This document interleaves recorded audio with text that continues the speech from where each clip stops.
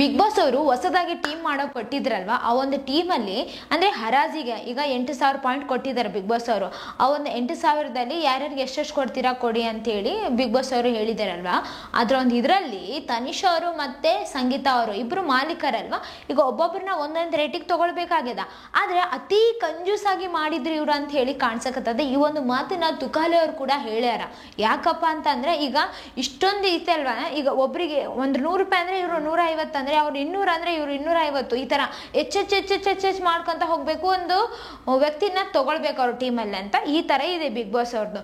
But ಇಲ್ಲಿ ಅತಿ ಕಂಜೂಸಾಗಿ ಅವ್ರು ನಮ್ಮ ಟೀಮಿಗೆ ಬರೋಕೆ ಅವ್ರಿಗೆ ಇಷ್ಟ ಇಲ್ಲ ಬಿಡು ಅಂಥೇಳಿ ಅವ್ರು ಬಂದಾಗ ಇದೇ ಇರೋದು, ಈ ಥರ ಎಲ್ಲ ನಡೆದಿದೆ ಬಿಗ್ ಬಾಸ್ ಮನೆಯಾಗ ನಿನ್ನೆ. ಈ ಒಂದು ಇದ್ರಾಗ ಅತಿ ಹೆಚ್ಚು ಯಾರಿಗೆ ಪಾಯಿಂಟ್ಸ್ ಬಂತಪ್ಪ ಅಂತಂದರೆ ಸಿರಿ ಅವ್ರಿಗಂತಲೇ ಹೇಳ್ಬೋದು.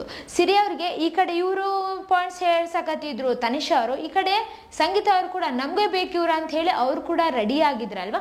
ಅವರು ಈ ಥರ ಆ ಥರ ಅಂತ ಹೇಳಿ ಪಾಯಿಂಟ್ಸ್ ಹೆಚ್ಚೆಚ್ಚು ಮಾಡ್ಕೊತ ಹೋದ್ರು. ಅವ್ರು ಲಾಸ್ಟಿಗೆ 700 ಬರ್ತರು ತನಿಷಾ ಅವರು. ಬಟ್ ಇಲ್ಲಿ ಸಂಗೀತ ಅವ್ರಿಗೆ ಬೇಕೇ ಬೇಕಾಗಿದ್ರಲ್ವ ಸಿರಿ ಅವರು, ಅದಕ್ಕೆ ಅವ್ರನ್ನ 800 ಪಾಯಿಂಟಿಗೆ ಕರ್ಕೊಂಡಿದ್ದಾರ. ಈ ಒಂದು ಅವ್ರಿಗೆ ಶಾಕ್ ಆಗಿದೆ ಸಿರಿ ಅವ್ರಿಗ, ಇಷ್ಟೊಂದು ಪಾಯಿಂಟ್ಸ್ ಅಂತ ಹೇಳಿ ಅವ್ರಿಗೆ ಶಾಕ್ ಆಗಿತ್ತು, ಮತ್ತೆ ಖುಷಿ ಕೂಡ ಆಗಿತ್ತು ಅಂತಾನೆ ಹೇಳ್ಬೋದು.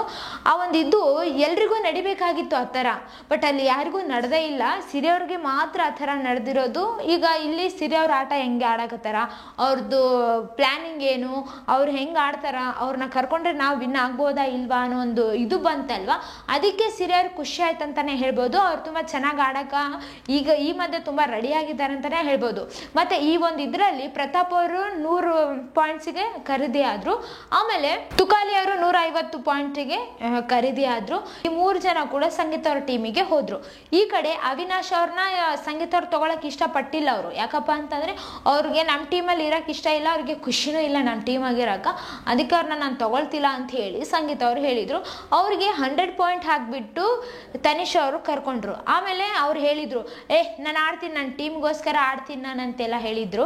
ಅಲ್ಲಿ ಕುಂತಿದ್ರಲ್ವಾ, ಆಲ್ರೆಡಿ ಬೆಸ್ಟ್ ಆಗಿ ಕುಂತಿದ್ರಲ್ವಾ ವಿನಯ್ ಅವರು, ಅವ್ರು ಹೇಳಿದ್ರು ಟೀಮ್ಗೋಸ್ಕರ ಆಡಬೇಡ, ನಿನ್ಗೋಸ್ಕರ ನೀನು ಆಡಂತ ಹೇಳಿ ಅವ್ರಿಗೊಂದು ಮಾತು ಹೇಳಿದಾರ. ಅವ್ರ ಟೀಮ್ ಅಂತ ಹೇಳಿದಾಗೆ ನಿನ್ನೆ ಸಂಗೀತ ಅವ್ರ ಟೀಮಿನಾಗ ಇದ್ದಾಗೆ ಚೆನ್ನಾಗಿ ಆಡಿದ್ರು. ಇನ್ನು ಅವ್ರಿಗೋಸ್ಕರ ಅಂತಂದರೆ ಹೆಂಗೆ ಆಡ್ತಾರೋ ನೋಡ್ಬೇಕಂತ ಹೇಳಿ ಕುತೂಹಲದಿಂದ ಕಾಯಕತ್ತೀವಿ ಅಂತಲೇ ಹೇಳ್ಬೋದು. ಆಮೇಲೆ ಮೈಕಲ್ ಅವರು ಕೂಡ 100 ಪಾಯಿಂಟಿಗೆ ಖರೀದಿ ಆದ್ರು ಅಂತಲೇ ಹೇಳ್ಬೋದು. ಇಲ್ಲಿ ತುಕಾಲಿ ಅವ್ರು ಹೇಳಕತ್ತಿದ್ರು, ಅಯ್ಯೋಯ್ಯೋ ಅಷ್ಟು ಕಮ್ಮಿ ಇದಕ್ಕೆ ಸೇಲ್ ಆದಿಲ್ಲ ನೀನು ಅಂತೆಲ್ಲ ಹೇಳಕತ್ತಿದ್ರು. ಆಮೇಲೆ ಇಲ್ಲಿ ತುಕಾಲಿ ಅವ್ರಿಗಿದ್ದಷ್ಟು ಕೂಡ ನಿಮಗಿಲ್ಲಲ್ಲ, ಅವರೇ ಗುಣ ಅಲ್ಲ, ಅವರಿಗೆ 150 ಬಂತಲ್ಲ ಪಾಯಿಂಟ್ ಅಂತ ಹೇಳಿ ಎಲ್ಲರೂ ನಗಕತ್ತಿದ್ರು. ಇಲ್ಲಿ ಮೈಕಲ್ ಅವ್ರಿಗೆ ಮುಖ ಕೊಡ್ದಂಗೆ ಆಗ್ಯದ ಅಂತಾನೆ ಹೇಳ್ಬೋದು. ಯಾಕಂತಂದ್ರೆ ಮೊನ್ನೆ ನೀವೆಲ್ಲರೂ ನೋಡಿದ್ರಲ್ವಾ, ಸಂಗೀತ ಅವರು ಜಾಸ್ತಿನೇ ಪಾಯಿಂಟ್ಸ್ ಕೊಟ್ಟು ಅವ್ರ ಟೀಮಲ್ಲಿ ಕರ್ಕೊಂಡಿದ್ರು. ಆ ಒಂದು ಇದಕ್ಕೆ ಬೆಲೆನೇ ಕೊಡ್ಲಿಲ್ಲ ಮೈಕಲ್ ಅವ್ರು ಅಂತಾನೆ ಹೇಳ್ಬೋದು. ಆ ಪರಿ ಜಗಳ ಮಾಡೋದು, ಆ ಪರಿ ಅಳಿಸೋದು ಹಂಗೆಲ್ಲ ಮಾಡಿದ್ರಲ್ವಾ.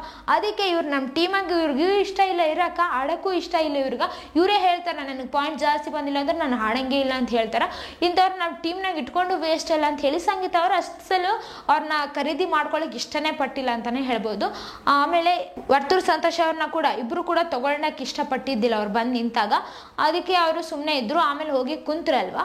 ಆಮೇಲೆ ಏನಾಯ್ತಪ್ಪ ಅಂತಂದ್ರೆ ಬಿಗ್ ಬಾಸ್ ಅವ್ರು ಹೇಳಿದ್ರು ಮತ್ತೆ ಬಂದು ನಿಂದ್ರೆ ನೀವು ಯಾವ ಟೀಮಾಗ ಹೋಗ್ತೀರಾ ಅಂತ ಹೇಳಿ ಕೇಳಿದಾಗ ಬಿಗ್ ಬಾಸ್ ಅವರು ಕೇಳಿದ್ರು ನೀವು ತನಿಷಾ ಅವ್ರ ಟೀಮಿಗೆ ಹೋಗ್ರಿ ಅಂತೇಳಿ. ತನಿಷಾ ಅವ್ರು ಅವಾಗ ಬರೆಯಕತ್ತಿದ್ರು, 100 ಪಾಯಿಂಟ್ ಬರೆದ್ರು.